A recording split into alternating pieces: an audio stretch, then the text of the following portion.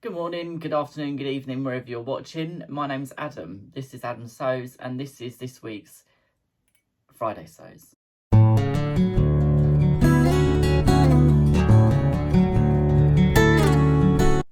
So this week, I've been quite busy in the sewing room.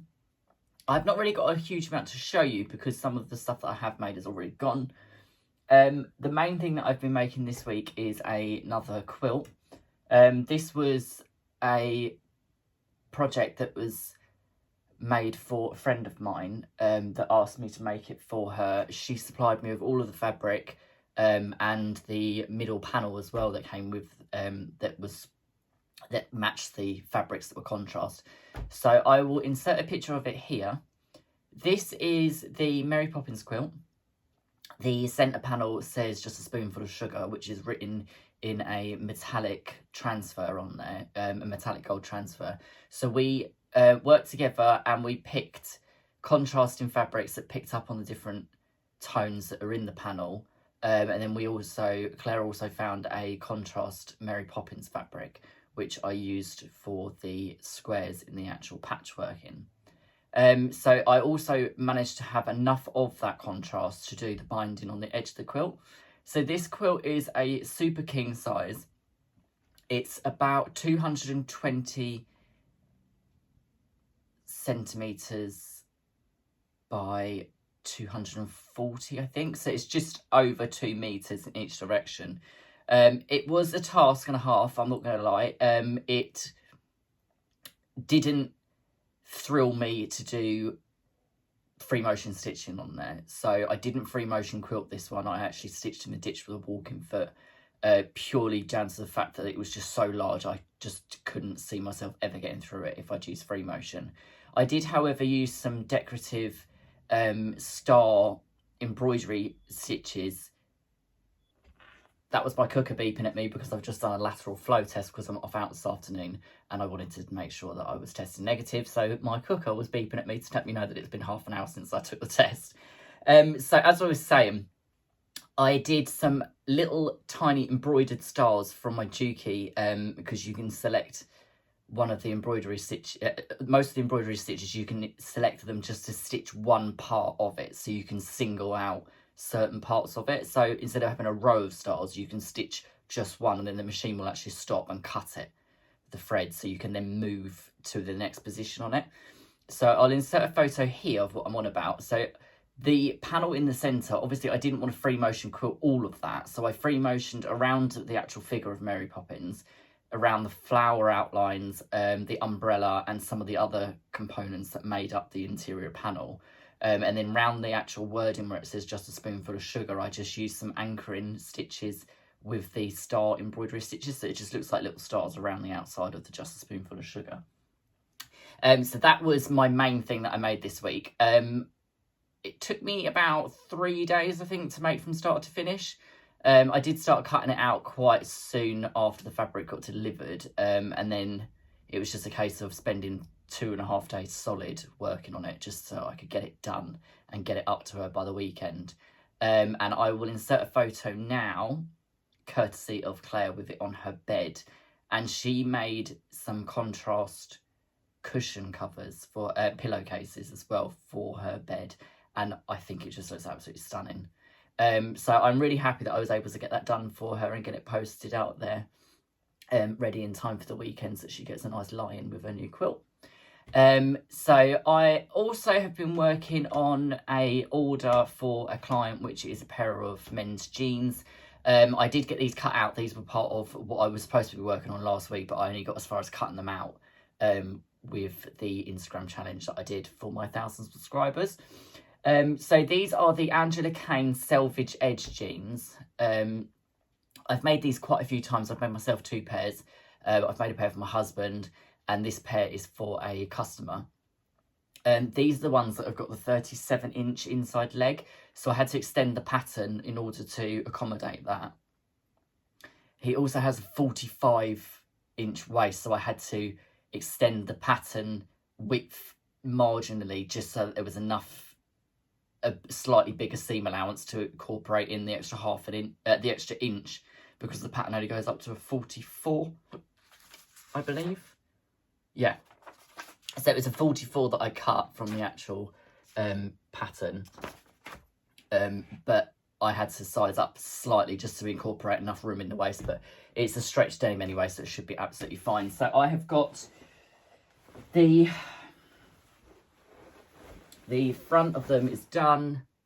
The zip fly is in with the zip fly in the back. The pockets are done. This I just used a contrast navy heavy cotton for the bag line, for the pocket bag lining.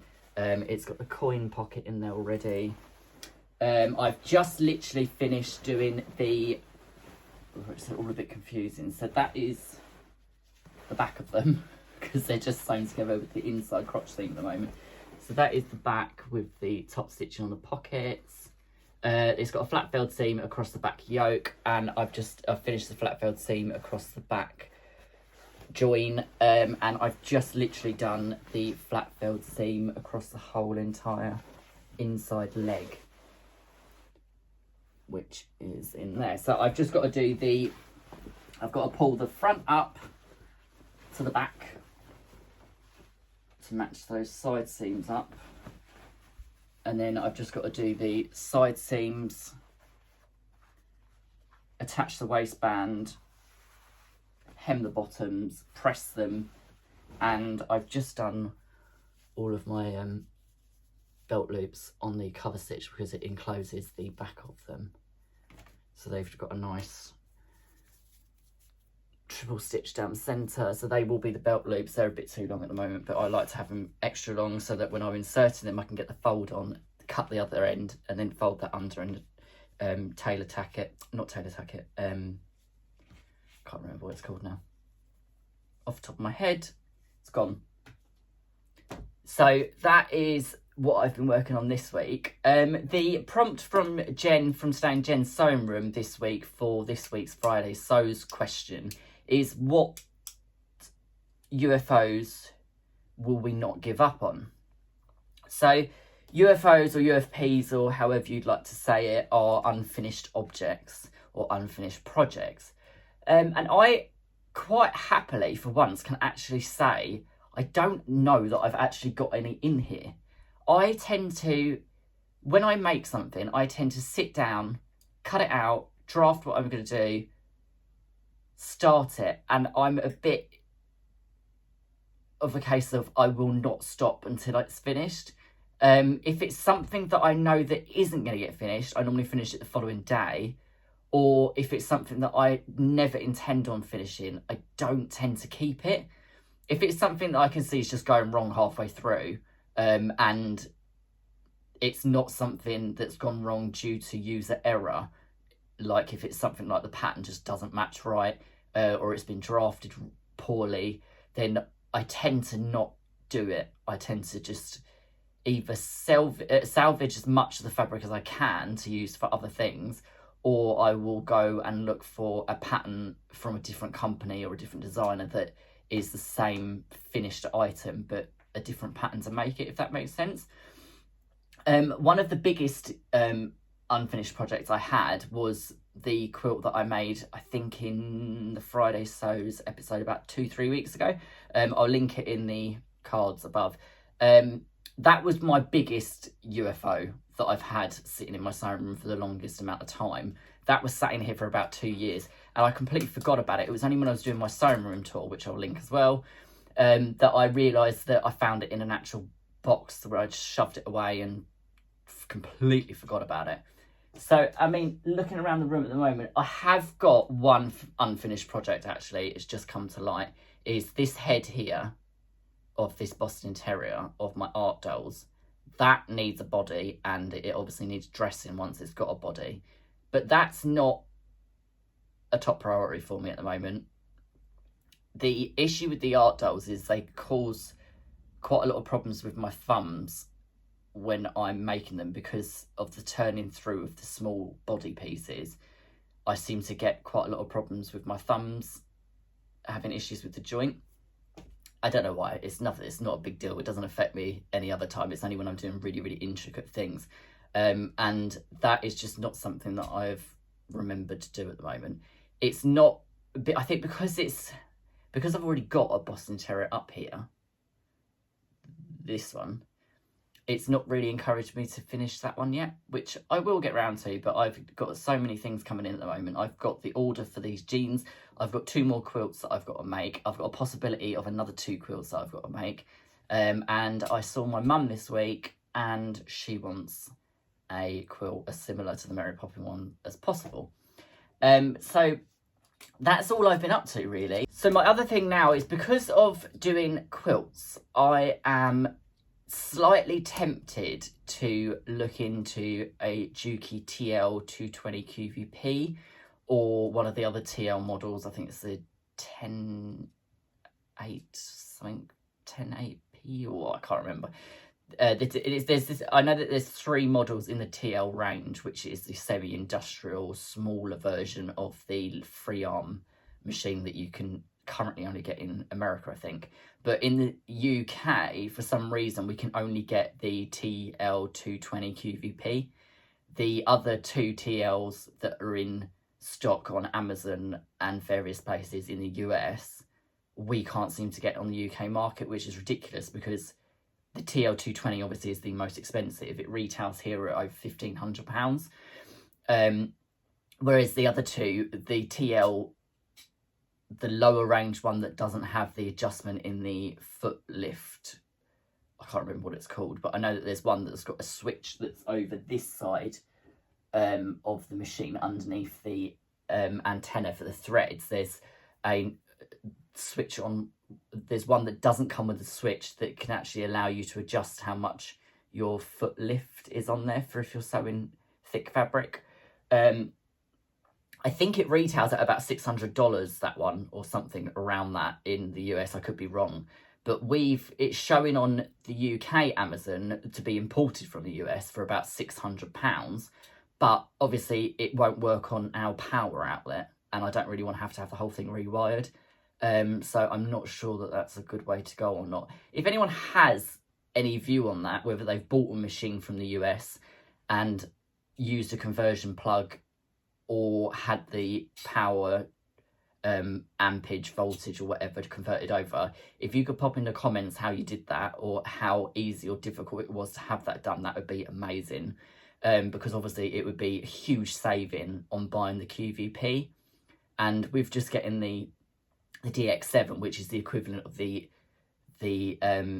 QVP of that model in the States, I don't really want to be spending that sort of money on something that I'm only going to use just purely for quilting.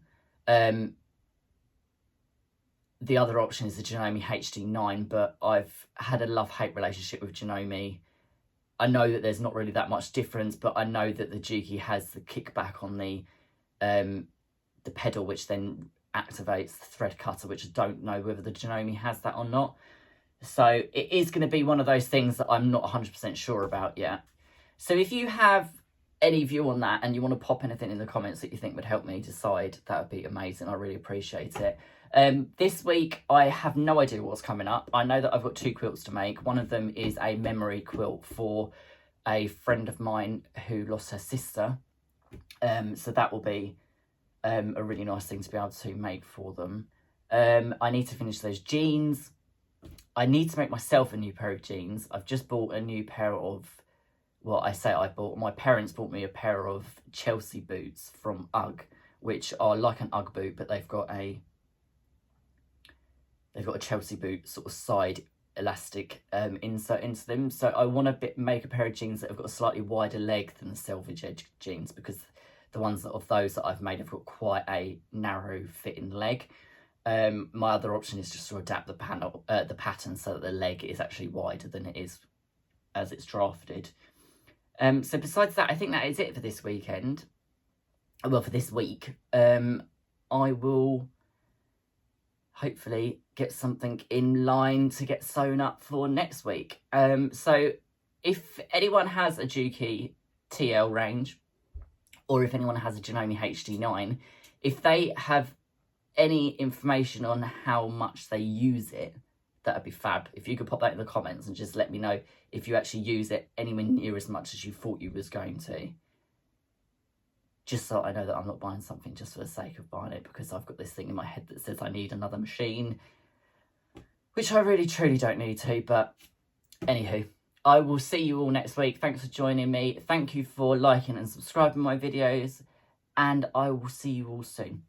Have a good weekend. Bye.